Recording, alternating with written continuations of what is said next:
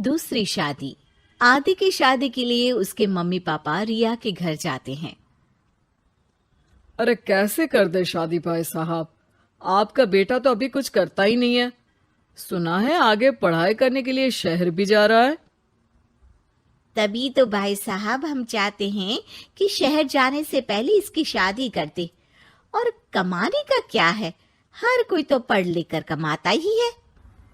हाँ हाँ, और गांव का सबसे बड़ा मकान और समृद्ध परिवार से है आदि।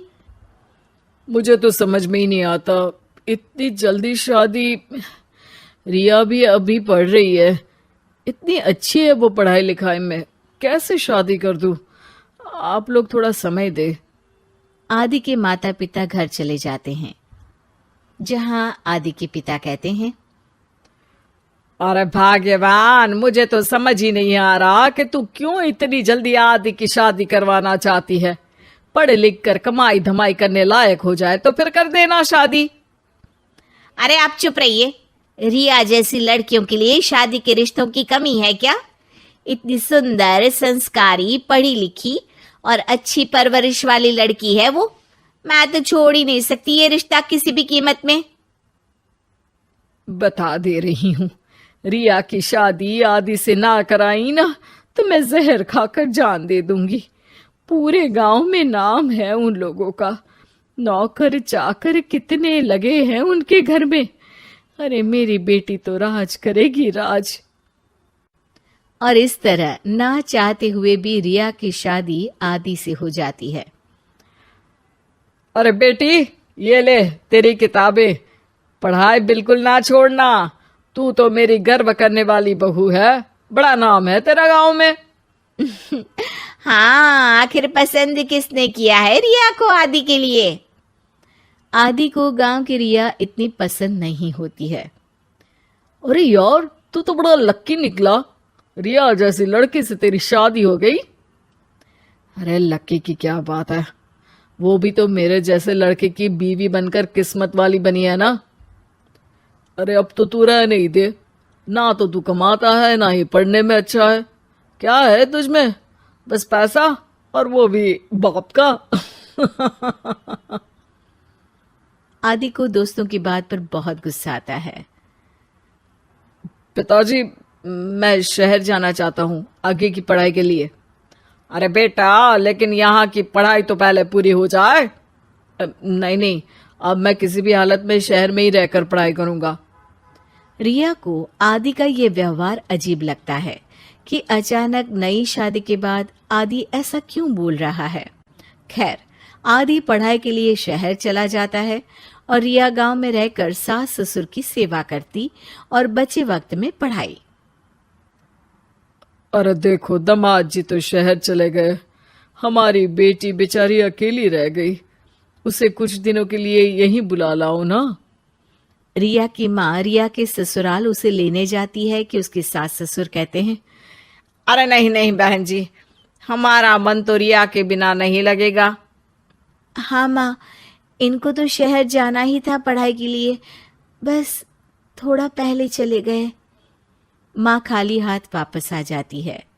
आदि शहर में मन लगाकर पढ़ाई करता है और इंजीनियरिंग के लिए दाखिला ले लेता है, तो वहीं रिया भी एमए की पढ़ाई में प्रवेश लेकर समाज सेवा में मन लगाती है। तुझे देखकर लगता है कि मैंने तेरे साथ ठीक नहीं किया बेटी। शादी तो करवा दी लेकिन पति का साथ नहीं मिला। अरे तो क्या हुआ, जैसे मैं अपने माँ पापा के साथ थी वैसे अब आप दोनों के साथ हूँ, है ना? सास खुश हो जाती है। अरे सुनो, बहू आदि लौट रहा है शहर से, वो कल आ जाएगा, तुम लोग तैयारी कर लो। रिया ये सुनकर खुश हो जाती है। वो सोच लेती है कि अब वो कुछ दिनों तक आदि के साथ क्वालिटी टाइम बिताएगी। लेकिन जब आदि घर आता है तो उसके साथ होती है एक शहर की लड़की जो जींस और टॉप में होती है। ये मेरी दोस्त है, मेरे साथ रहेगी। आदि उसे अपने मम्मी पापा से मिलवाता है लेकिन रिया से नहीं। रिया सबके लिए खाना लगाती है। अरे ये नौकरानी कितनी सुंदर है, खाना भी अच्छा बनाया है। अरे नहीं नहीं, ये नौकरानी नहीं, मेरी बहू यानी आदि की बीवी है। ये सुनकर लड़की शांत हो जाती है और आदि की तरफ देखने लगती है, फिर वहां से चली जाती है।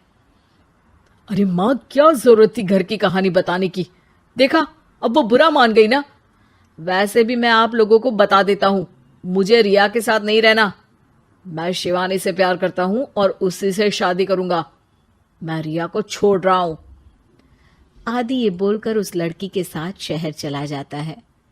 रिया ये सब देखकर रोने लगती है, अपने कमरे में चली जाती है जहां सास ससुर उसके पीछे आते हैं। हमें माफ कर दे बेटा। वो दोनों उसके सामने हाथ जोड़ते हैं। आप लोग ऐसा क्यों बोल रहे हैं? ये तो मेरी किस्मत थी, पर अब मैंने सोचा है कि मैं भी आगे पढ़ाई करके आगे बढ़ूंगी। रिया पढ़ाई लिखाई करके पूरे जिले की कलेक्टर बनती है। आदि उसे छोड़कर शिवानी से शहर में ही शादी कर लेता है। फिर एक दिन रिया के ससुराल में, अरे बेटी रिया, तुझसे मिलने कोई आया है। कौन है माँ? हमें आपकी बहू के बारे में सब पता है। मैं आप लोगों से अपने बेटे के लिए आपकी बहू का हाथ मांगने आई हूं। रिया के सास ससुर और माता पिता ने मिलकर ये फैसला किया था कि वो रिया की शादी करवा देंगे। पूरे जिले में नाम कमा चुकी रिया की शादी उससे भी बड़े ओहदे के सिट से हो रही होती है कि शादी वाले दिन आदि भी वहां आ जाता है। अरे माँ, ये क्या हो रहा है? तेरी हिम्मत कैसे हुई घर में घुसने की? पूरे गांव में हम लोगों की नाक कटा अकेला छोड़ गया था एक लड़की के लिए, अब क्या लेने आया है? माँ, वो लड़की ठीक नहीं निकली। उसने मुझे धोखा दे दिया माँ। मैं रिया की कीमत समझ चुका हूँ। अरे इतने बड़े जिले की कलेक्टर है वो। मैं यहाँ नहीं था, फिर भी उसने आप लोगों का पूरा ध्यान रखा। बहुत लेट हो चुका है बेटा। रिया आज अपनी नई जिंदगी की शुरुआत करने जा रही है। अब उसे भी जीने का हक है। वो तेरी सुविधा से जिंदगी नहीं जी सकती। तूने तो हीरा खो दिया बेटा।